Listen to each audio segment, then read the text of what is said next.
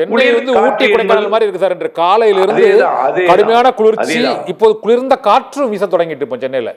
அதாவது இந்த குளிர்காற்று என்னன்னா, ஒரு நிகழ்வு எங்க இருந்தாலும் சுற்றுப்புற காற்றை ஈர்க்கும். சரி.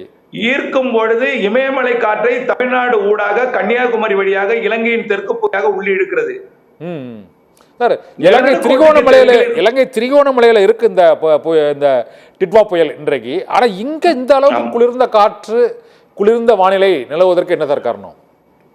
சென்னை, திருவள்ளூர், காஞ்சிபுரம் செங்கல்பட்டுல அதாவது அது ஒரு சிஸ்டம். அது வந்து சுழன்று கொண்டிருக்கூடிய ஒரு மோட்டார்.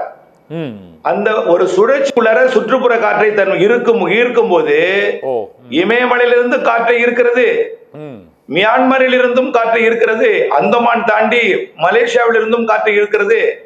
அதிகமான காற்று எங்கிருந்து வருகிறதுன்னு பாத்தீங்கன்னா ஆஸ்திரேலியாவில இருந்தும் காற்று வருது. ஆஸ்திரேலியா எந்த நிலநடுக்கோட்டுக்கு தெற்கே எந்தவித வலுவான நிகழ்வும் இல்லாத காரணத்தினால தென்னரைக்கோள ஆஸ்திரேலியா பகுதியில் இருந்து வர்ற காற்று தான் இந்த ஆபத்தே, இலங்கைக்கு ஆபத்தே அதுதான். நம்ம கணிப்புக்கு அடிப்படையே அதிக மழை, நிறைய மழை, பாதிப்பை ஏற்படுத்த வரலாறு காணாத மழை நம்ம கடந்த முறை இதுல எச்சரித்தோம். செல்வகுமார் சார், நீங்க அது கடித்த மாதிரியே இலங்கை முழுவதும் ரெட் அலர்ட் எச்சரிக்கை விடுக்கப்பட்டு பல இடங்களில் நிலச்சரிவு, நீங்க ஒரு எமர்ஜென்சி நிலை அறிவிக்கப்படக்கூடிய சூழ்நிலை உருவாகணும். நீங்க போன வாரமே அதை நீங்க சொன்னீங்க, கரெக்டாக துல்லியமாக சொன்னீங்க. அதே போல தான் இப்போது இலங்கை நிலவரம் வந்து இருக்குது. அங்கே உள்ளவர்கள் வந்து பாதுகாப்பான அந்த முன்னேற்பாடுகளை மேற்கொண்டாலும் ஒரு 50க்கும் மேற்பட்ட உயிர்கள் அது பலியாகி இருக்கின்றன. நீங்கள் அதை ஒரு வாரத்துக்கு முன்பாகவே அதை கணித்தீர்கள்.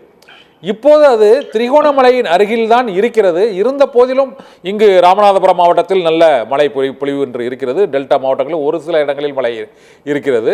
இங்கு இன்னும் சென்னையில் மழை பொழிவு இல்லை. ஆனால் ஒரு பெரிய கனமழை பொழிவுக்கான ஒரு முன்னேற்பாடு போல அந்த வானிலை நிலவரம் இருக்கிறது. அந்த சூழ்நிலை, அந்த குளிர்ந்த சூழ்நிலை நிலவுகிறது. இந்த சூழ்நிலை நாளை எப்போது வரை நீடிக்கும் தருது? நாளை 11:30 எப்படி சென்னை இருந்ததோ அதே போலதான் நேற்றைக்கு டெல்டா இருந்தது, கடும் குளிர்ல. அப்போ இலங்கைக்கு தெற்கு புறமாக இருந்தது, இலங்கையின் தெற்கு புறத்துல புயலை அது வந்து மழைப்பொழி வெள்ளத்தை ஏற்படுத்தி கொண்டிருந்தது. இப்பொழுது டெல்டா நெருங்கி கொண்டிருக்கிற காரணத்தினால புயலோட சுழற்சியிலிருந்து வெப்ப நீராவி உள்ளே அனுப்பப்படுகிறது. நல்லா பாருங்க, ஆஸ்திரேலியாவில இருந்து வரக்கூடிய நீர் ஆவி கடல் வெப்பமாக இருக்கும். கடல்ல இருந்து வெளியாகக்கூடிய ஆவியை அந்த காற்று சுமந்து வந்து இந்த நிகழ்வுக்குள் கொண்டு வந்து சுடன்று தரையேற்றுகிறது. தரையேற்றும் பொழுது இமயமலையிலிருந்து உங்களுடைய சென்னை வழியாக, டெல்டா மாவட்டங்கள் வழியாக, தென் மாவட்டங்கள் வழியாக, குமரி வழியாக திரிகோணமலைக்கு செல்லக்கூடிய காற்று டெல்டாவின் அருகே வரும் பொழுது அது சுழன்று உள்ளே அனுப்பக்கூடிய அந்த வெப்ப நீராவியை நீராக மாற்றி கொண்டிருக்கிறது. இப்போ ராமநாதபுரத்துல மதியத்திலிருந்து மாற்றத்து காலையிலிருந்தே மாற்ற தொடங்கியது. அதற்கு பிறகு புதுக்கோட்டை, அதாவது ஜெகாப்பட்டினம், கோட்டப்பட்டினம், மணமேல்குடி, தொண்டி, அதற்கு புறம் இருக்கக்கூடிய ஒட்டுமொத்த ராமநாதபுரத்தோட தெற்கு பகுதியிலிருந்து தூத்துக்குடி கூட மழை பெஞ்சது. இப்போ டெல்டா மாவட்டத்தோட வேதாரண்யம், தலைஞாயிறு உள்ளிட்ட பகுதி, மயிலாடுதுறை மாவட்டத்திலையும் மழை தொடங்கிட்டு, காரைக்காலையும் தொடங்கி இருக்கு. டெல்டாவில் ஒட்டுமொத்த டெல்டாவிற்கு இன்னும் சற்று நேரத்தில் தீவிரம் அடைய போகிறது மழை. அதுல எந்த மாற்றமும் இல்லை. நிகழ்வு தொடர்ந்து இது செயலிழந்து தமிழ்நாட்டின் கரையை ஒட்டியே வடகடலோரம் நோக்கி நகர போகிறது. அது ஆழ்ந்த மண்டலமாக இருந்து மேலும் தமிழ்நாட்டுல கரையை கடக்குவதற்கு போராடும் பொழுது அது ஆழ்ந்த மண்டலமா மாறி, அதாவது டெல்டா மாவட்ட கரைக்கு அருகிலே 2 நாள் இருக்க போகுது. நாளைக்கு 29ஆம் தேதி இறங்குவது, 30ஆம் தேதி வரை டெல்டா மாவட்டங்கள்ல இருக்கும். 1.5 நாள் 2 நாள் டெல்டா மாவட்ட அருகிலேயே மிக நேரம்.